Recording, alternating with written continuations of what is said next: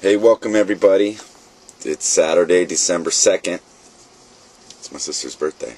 Call my sister. Welcome to the Apocalypse Watch, day 160 something.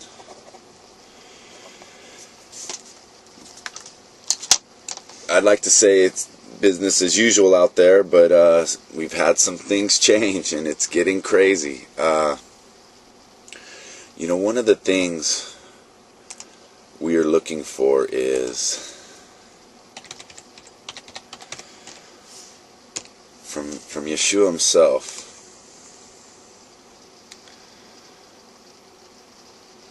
It's let me see,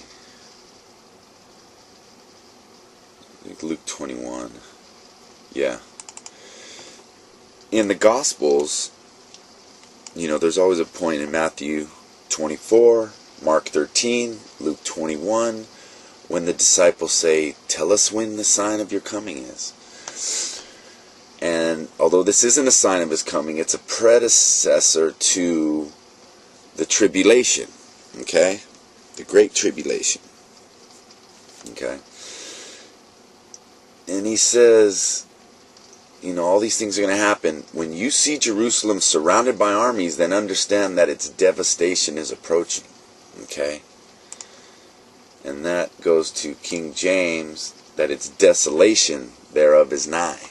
And to keep with the same English of the King's English, this is the same concept of desolation used when you see the abomination which maketh desolate set up, as spoken of by Daniel the prophet.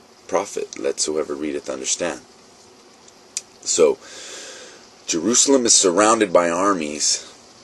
Then the false Messiah will set up in the temple the image of the beast. Okay? Is it an act of war? How does this desolation, this surrounded by armies, occur? Okay? For those of you who, don't have that much time and just, life is just coming at you and, you're staying in the Word and doing what you got to do. You need to understand that the United Nations has now given Palestine official statehood through its observer status, meaning they have agreed to be an observer of the United Nations rules and laws in effect. Okay?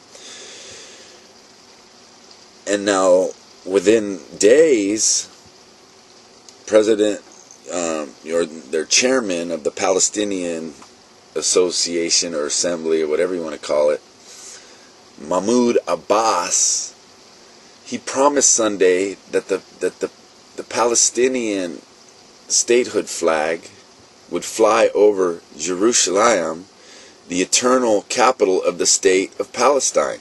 Okay? He says, "Raise your hands high because you are Palestinians. You have proof that you are stronger than the occupation because you are Palestinians, stronger than the settlements because you are Palestinians." And for all us lawyers out there, occupation and settlements are the key terms. Okay? Before last week, the Palestinians were a group of people, like a biker gang. We're just a club. We're just a group of people formally assembled, but not sanctioned or authorized by any declaration or any authority, any authoritative powers. Okay? And this war that has been going on behind the scenes, these acts of terrorism from both sides, killing innocent people over land that some say are occupied and some say are endowed. You've had the escalation in the courts or in the global judicial system, which is better known as the United Nations, which is just the biggest club, not sanctioned by God, not sanctioned by any authority, but sanctioned by the other clubs that have joined it and have assembled it. Okay? So now, what does it mean? It means that Palestine is in the club now. Okay, they've been brought into the fold, and now, as Israel as a member of the United Nations, and now Palestine is a member of the United Nations, now the United Nations can dictate policy and disputes. So these words like occupation and settlements, you need to understand they're said with the understanding that it is a legal occupation. It is an illegal settlement. And now the Palestinians have the UN to appeal to, okay? Knowing that their goal is Jerusalem is the eternal capital of the state of Palestine. Okay? So how is Israel surrounded by armies? It could be the United Nations. That Jerusalem is surrounded by the United Nations, forcing the withdrawal of all entities to impose a new Palestinian state with a capital in Jerusalem. So, we are on watch. This is the kind of stuff we're to be watching for, and this is the kind of stuff that as we communicate out to people that don't know the Lord, don't know Jesus, we're getting closer and closer. We can plant these seeds like, hey, you know, whatever you think, when it goes down, as Jesus said it, I just want you to know He loves you, and He, you know, you have time at that moment to recognize prophecy unfolding in front of you, and that all you need to do is apologize to Him for not believing, and ask Him into your life and to protect you and to save you from the wrath to come. And you just want to plant those seeds. They're going to be like, oh, stop with all that silliness. But you planted the seeds. They're there. You take these opportunities. Hey, did you hear about Palestine? You know what I mean? Because these are smart people out there. They see this going on because they watch the news and they've heard their 3-minute soundbite, but they can't put it into perspective. They're not on watch. They're not even considering this as part of some, I won't even say some, part of the truth unfolding as foretold. Okay? So, just keep your eyes on this. Okay? Because this is why the United States was against this move. Because now, the votes of Russia and China, and by the way, the declaration to make Palestine a state, if you look at the people who invoked that, these are the former Soviet states and the South Americans putting this together, and you would think that Russia influencing those former states and Brazil influencing those other states in South America as part of BRICS. Okay? The Brazilian, Indian, the Brazilian, Russian, Indian, Chinese, South American Union. Okay? So, key, very key. Victory speech, he calls it, you know.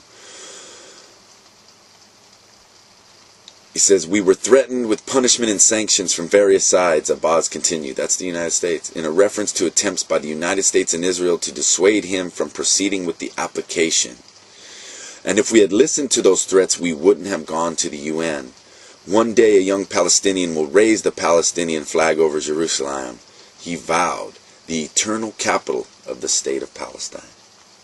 Okay? It's happening, people. It is so on. Plant those seeds. You know, and just looking at the world, it's crazy. We had another suicide bombing at a U.S. base, killed 5 in Afghanistan. We got to get out of there, man. We got to get out of the opium business. Okay? I mean, nothing there but opium, okay? So why are we there dying for these scoundrels? We should just torch it and get the heck out. The opium, not the people. Okay? So, the Pope greets thousands of clowns, acrobats, and puppeteers. Only these ones are in makeup. They've been doing that for 1,000 years, man. They just finally recognize the ones who are bold enough to put on the makeup and not these clowns, these puppets that have been perpetrating a fraud against the world since they've taken over. You know, I I think I'm going to end it right there, you know. It's enough to do our research, to go back and educate ourselves as much as we can about this United Nations, okay? Because there's only one entity that has the ability to really move policy in the world outside of warfare, and that's the United Nations. So we'll see, okay? We'll see. Hey, I love you guys. Looking forward, God willing, to next week.